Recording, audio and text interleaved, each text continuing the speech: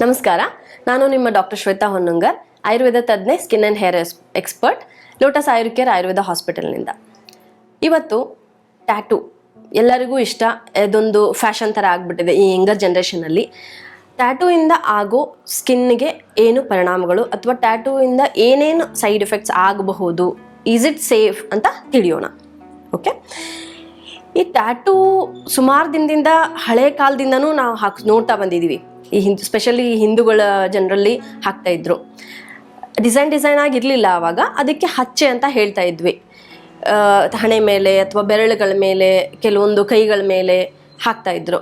ಅದೊಂದು ಸಾಂಕೇತಿಕವಾಗಿತ್ತು, ಜನಾಂಗದಾಗಿರ್ಬೋದು ಅಥವಾ ಅದೊಂದು ಸಂಪ್ರದಾಯ ಆಗಿತ್ತು. ಈ ಮುಂದೆ ಬರ್ತಾ ಬರ್ತಾ ಏನಾಯಿತು, ಅಪ್ಪ ಅಮ್ಮನ ಹೆಸರು, ಪ್ರಿಯಕರನ ಹೆಸರು ಅಥವಾ ಏನೋ ಒಂದು ಸಣ್ಣ ಸಂಕೇತ ನನಗೆ ಅದಿಷ್ಟ ಅಂತ ಹಾಕೊಳ್ಳೋಕೆ ಶುರು ಆಯಿತು. ಆಮೇಲೆ ಸ್ಲೋಲಿ ಕಲರ್ ಬಂತು. ಆ ಕಲರ್ ಡಿಸೈನ್ ಯಾವಾಗ ಬಂತಲ್ಲ, ಆವಾಗ ಅದಕ್ಕೆ ಟ್ಯಾಟೂ ಅಂತ ಹೇಳಕ್ಕೆ ಶುರು ಮಾಡಿದ್ರು. ಈ ಟ್ಯಾಟೂ ಹೆಂಗೆ ಹಾಕ್ತಾರೆ?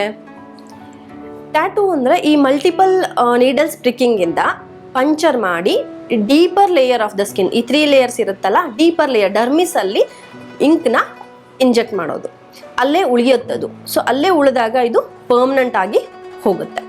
ಇದೇ ಥರ ಇದಕ್ಕೆ ನಾವು ಟ್ಯಾಟೂ ಅಂತ ಹೇಳ್ತೀವಿ. ಹಚ್ಚೆ ಕೂಡ ಇದನ್ನೇ, ಅದು ಮ್ಯಾನ್ಯುವಲಿ ಮಾಡ್ತಾ ಇದ್ರು ಆವಾಗ, ಕೈಯಿಂದ ಮಲ್ಟಿಪಲ್ ಟೈಮ್ಸ್ ಪ್ರಿಕ್ ಮಾಡಿ. ಈಗ ಹೊಸ ಟೆಕ್ನಾಲಜಿ ಅಂತಂದರೆ ಈ ಸೇಫ್ ಇಂಕ್ಸ್ ಬಂದಿದೆ, ಹೈ ಕ್ವಾಲಿಟಿ ಇಂಕ್ಸು ಇದೆ, ಲೋ ಕ್ವಾಲಿಟಿ ಇಂಕ್ಸ್ ಇದೆ. ಆ ಇಂಕಿಂದ ಪ್ಲಸ್ ಡರ್ಮಾ ಪೆನ್ ಅಥವಾ ಟ್ಯಾಟೂ ಪೆನ್ಸ್ ಎಲ್ಲ ಬಂದಿದೆ.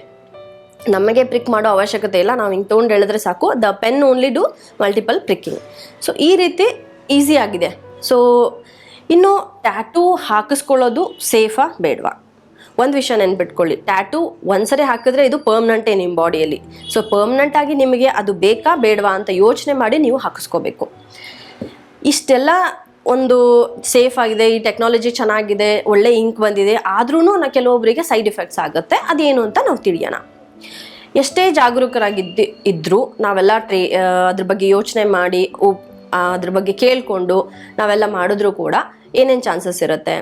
ಈ ಸಪೋಸ್ ಈ ಇಂಕ್ ಹಾಕ್ತಾರಲ್ಲ, ಟ್ಯಾಟೂಗೆ ಒಂದು ಡಿಸೈನ್ ಮಾಡಿದ್ರು, ಇಂಕ್ ತೊಗೊಂಡ್ರು, ಆ ಇಂಕು ಕೂಡ ಸ್ಟೆರೈಲ್ ಆಗಿರಬೇಕು ಅಂತ ಹೇಳ್ತೀವಿ.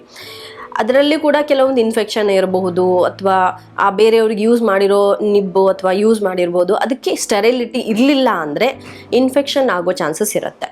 ಅದು ಹಾಕಿದ ಮೇಲೆ ಏನಾಗುತ್ತೆ, ರೆಡ್ನೆಸ್ ಆಗುತ್ತೆ, ಸ್ವೆಲ್ಲಿಂಗ್ ಬರುತ್ತೆ. ಎಲ್ಲಿ ಹಚ್ಚಿ ಹಾಕಿರ್ತಾರಲ್ಲ ಅಲ್ಲಿ ಸ್ವೆಲ್ಲಿಂಗ್, ರೆಡ್ನೆಸ್ ಮತ್ತು ಈಚಿಂಗ್, ಇರಿಟೇಷನ್ ಇದೆಲ್ಲನೂ ಚಾನ್ಸಸ್ ಇರುತ್ತೆ. Okay, so sterility of the instrument ಮತ್ತು ಇಂಕು ಎರಡು ವೆರಿ ವೆರಿ ಇಂಪಾರ್ಟೆಂಟ್.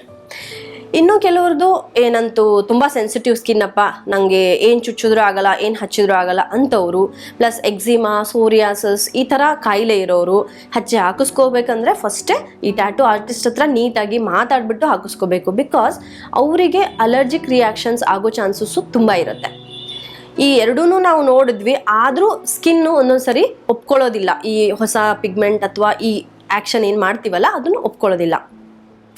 ಆವಾಗ ಕೂಡ ನಮಗೆ ಅಲರ್ಜಿಕ್ ರಿಯಾಕ್ಷನ್ಸ್ ಆಗುತ್ತೆ. ಸೇಮ್ ಇಲ್ಲಿ ಕೂಡ ಸ್ವೆಲ್ಲಿಂಗ್ ಆಗ್ಬೋದು, ಇರಿಟೇಷನ್ ಆಗ್ಬೋದು, ಗುಳ್ಳೆ ಆಗ್ಬೋದು. ಇಲ್ಲೊಂದು ಹಚ್ಚಿ ಹಾಕಿಸ್ತೀರಾ ಅಂದರೆ ಈ ಸುತ್ತಲೇ ಫುಲ್ ಕೈಯೆಲ್ಲನೂ ನಮಗೆ ರೆಡ್ ರ್ಯಾಷಸ್ ಬರ್ಬೋದು, ಒಂದೊಂದ್ಸರಿ ಫುಲ್ ಬಾಡಿ ಫೀವರ್ ಬರ್ಬೋದು. ಈ ಥರ ಎಲ್ಲ ಆಗೋ ಚಾನ್ಸಸ್ ಇರುತ್ತೆ.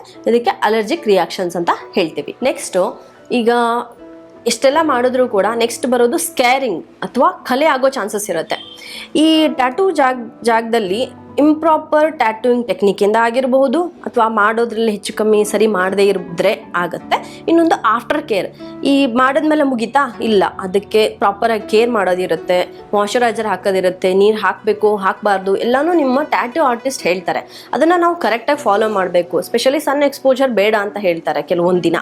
ಸೊ ಅದನ್ನೆಲ್ಲ ನಾವು ಫಾಲೋ ಮಾಡಲಿಲ್ಲ ಅಂದರೂ ಕೂಡ ಆ ಜಾಗದಲ್ಲಿ ಸ್ಕೇರಿಂಗ್ ಆಗ್ಬೋದು. ಈ ನಿಮ್ಮ ಟ್ಯಾಟೂ ಅಲ್ಲ, ಅದ್ರ ಜೊತೆಗೆ ಒಂದು ಕಲೆ ಬರ್ಬೋದು ಅಥವಾ ಕೀಲಾಯ್ಡ್. ಕೆಲವೊಬ್ಬರು ಸ್ಕಿನ್ ಏನು ಚುಚ್ಚಿದ್ರೂ ಒಂದು ಸ್ಕಿನ್ ಎಕ್ಸ್ಟ್ರಾ ಗ್ರೋತ್ ಆಗುತ್ತೆ, ಅದಕ್ಕೆ ಕೀಲಾಯ್ಡ್ ಅಂತ ಹೇಳ್ತಾರೆ.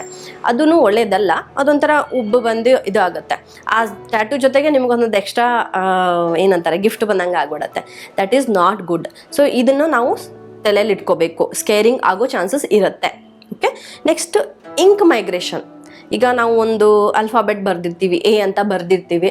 ಕೆಲವೊಂದು ದಿನ ಆದಮೇಲೆ ಸನ್ ಎಕ್ಸ್ಪೋಜರಿಂದ ಆಗಿರಬಹುದು ಅಥವಾ ಏಜಿಂಗಿಂದ ಆಗಿರಬಹುದು ಅಥವಾ ನಮ್ಮ ಈ ಮೈಗ್ರೇಷನ್, ಕೆಲವೊಂದ್ಸರಿ ಇಂಕ್ ಕ್ವಾಲಿಟಿ ಚೆನ್ನಾಗಿಲ್ಲ ಅಂತಂದ್ರೂ ಕೂಡ ಅದು ಮೈಗ್ರೇಟ್ ಆಗುತ್ತೆ, ಹೋಗಿ ಬೇರೆ ಏನೋ ಕಾಣಕ್ಕೆ ಶುರು ಆಗುತ್ತೆ, ಅಥವಾ ಡಿಸೈನೇ ಬೇರೆ ಕಾಣಿಸುತ್ತೆ, ಈ ಥರ ಆಗೋ ಚಾನ್ಸಸ್ ಇರುತ್ತೆ ಬಿಕಾಸ್ ಆಫ್ ಇಂಕ್ ಮೈಗ್ರೇಷನ್. ಈ ಕೆಳಗಡೆ ಲೇಯರಲ್ಲಿ ಏನು ಹೋಗಿರುತ್ತಲ್ಲ ಅದು ಸ್ಪ್ರೆಡ್ ಆಗುತ್ತೆ ಸ್ಲೋಲಿ, ಇದು ಒಂದು ಕೂಡ ಚಾನ್ಸಸ್ ಇರುತ್ತೆ. ನೆಕ್ಸ್ಟ್ ಇನ್ನು ಇದೆಲ್ಲ ಇಮಿಡಿಯೇಟ್ ಇಫೆಕ್ಟ್ ಆಯಿತು. ಲಾಂಗ್ ಟರ್ಮ್ ಇಫೆಕ್ಟ್ ಏನಾಗ್ಬೋದು, ಓಕೆ ನಾನು 5 years ಆಯಿತು 6 years ಆಯಿತು ಅಲ್ಲಿವರೆಗೂ ಚೆನ್ನಾಗಿದೆ, ಅದಾದಮೇಲೆ ನಾವು ಸನ್ ಎಕ್ಸ್ಪೋಜರ್ ಮಾಡ್ತೀವಿ, ನಾರ್ಮಲ್ ಲೈಫ್ ಲೀಡ್ ಮಾಡ್ತೀವಲ್ಲ, ಸೊ ಆವಾಗ ಸನ್ನಿಂದನೂ ಆಗಿರಬಹುದು ಕಲರ್ ಫೇಡ್ ಆಗೋ ಚಾನ್ಸಸ್ ಇರುತ್ತೆ. ನಂದು ಗ್ರೀನ್ ಇತ್ತು ಅಥವಾ ಬ್ಲ್ಯಾಕ್ ಕಲರ್ ಇತ್ತು, ಹೋಗ್ತಾ ಹೋಗ್ತಾ ಗ್ರೀನಿಶ್ ಬರಬಹುದು, ಅಥವಾ ರೆಡ್ ಹೋಗಿ ಬೇರೆ ಬ್ರೌನಿಶ್ ಲೈಟ್ ಕಲರ್ ಆಗ್ಬೋದು, ಈ ಥರ ಆಗೋ ಚಾನ್ಸಸ್ ಇರುತ್ತೆ.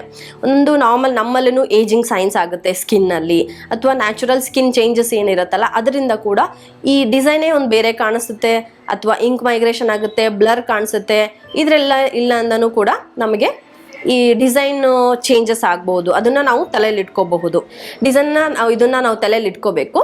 ಇನ್ನೊಂದು, ನನಗೆ ಅದೇ ಡಿಸೈನ್ ಬೇಕು, ನನಗೆ ಬೇರೆ ಏನು ಚೇಂಜಸ್ ಬೇಡ, ಸ್ವಲ್ಪ ಮೈಗ್ರೇಟ್ ಆಗ್ತಿದೆ, ಸ್ವಲ್ಪ ಬ್ಲರ್ ಆಗ್ತಿದೆ ಅಂತಂದರೆ ನೀವು ಟಚಪ್ಸಿಗೆ ಹೋಗ್ಬೋದು, ಸ್ವಲ್ಪ ಟಚಪ್ ಮಾಡಿಕೊಡ್ತಾರೆ, ಸೊ ನಿಮ್ಮ ಟ್ಯಾಟೂ ಡಿಸೈನ್ ಹಾಗೆ ಇರುತ್ತೆ. ಇನ್ನೊಂದು, ಬೇಡವೇ ಬೇಡ ನನಗೆ ಇದು ಬೇಡ ಅನ್ನಿಸ್ತಿದೆ, ಸಾಕಾಯಿತು ನನಗೆ ಈ ಡಿಸೈನ್ ಬೋರ್ ಆಯಿತು ಅಂತಂದರೆ ನಾವು ಲೇಸರ್ ಟೆಕ್ನಿಕ್ಸ್ ಇದೆ, ಲೇಸರ್ನಿಂದ ಕೂಡ ನಾವು ನಿಮ್ಮ ಟ್ಯಾಟೂನ ಪರ್ಮನೆಂಟಾಗಿ ತೆಗಿಬಹುದು.